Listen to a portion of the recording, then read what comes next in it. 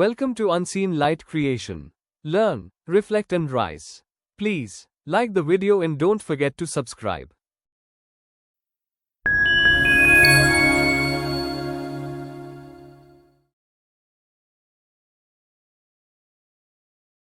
আমাদের আজকের গল্প।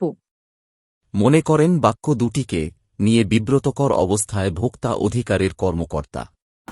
বর্তমান সময়ে দ্রব্যমূল্যের ঊর্ধ্বগতি এবং বাজারের কালোবাজারির এক রকমের সিন্ডিকেটের পাল্লায় পড়ে মধ্যবিত্ত নিম্ন মধ্যবিত্ত ঘরের মানুষেরা অনেকটা মানবতার জীবনযাপন করছে।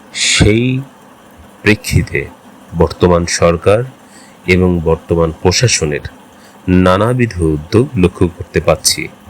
বর্তমানে বাজারের দ্রব্যমূল্যের ঊর্ধ্বগতি এবং নানা কারণে বাজারের ভোক্তা অধিদপ্তরের একটি চৌকস টিম নানান দ্রব্যমূল্যের আড়ত এবং পাইকারি অবস্থানগুলোতে তারা বিশেষ নজরদারি রেখেছে এবং সেক্ষেত্রেই আজকে আমাদের এই ছোট্ট ভিডিওটি তৈরি।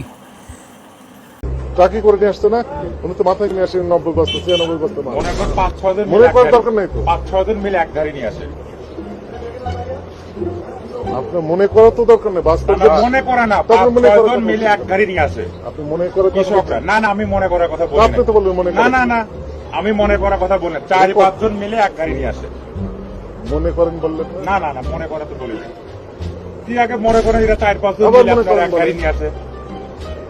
এলাকায় বেশি তো মনে করেন ব্যাপারীরা আবার মনে করেন 10 টাকা, এখন তো মনে করেন তারপরে এলাকায় দাম আবার বেশি। ঘুরে ফিরে আপনার মনে করেন এলাকায় তো সব মনে করেন স্টক করছে। মনে করেন আপনি সবাই লাভ করছেন। এলাকায় তো আপনার 2100-2200 টাকা বাজার বিক্রি, এখানে মনে করেন কম দামে বিক্রি করে যায়। আপনি মনে করেন এই কথাটা বাদ দেন, প্র্যাকটিক্যালি তো আপনি দাম বেশি দিচ্ছেন।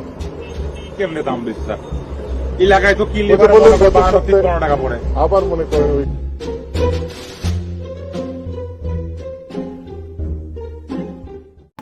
এই যে শুনুন, আপনারা যারা দায়িত্বে আছেন তারা একটা কাজ করুন, আপনারা আরোটাকে সিলগালা করে দিন এবং এনাদেরকে অফিসে তারিখ দিন, পরবর্তী তারিখে এনাদেরকে অফিসে এসে এনাদের যুক্তিমূলক সমস্ত কাগজপত্র দেখায় এনাদের ব্যবস্থা করুন, করুন।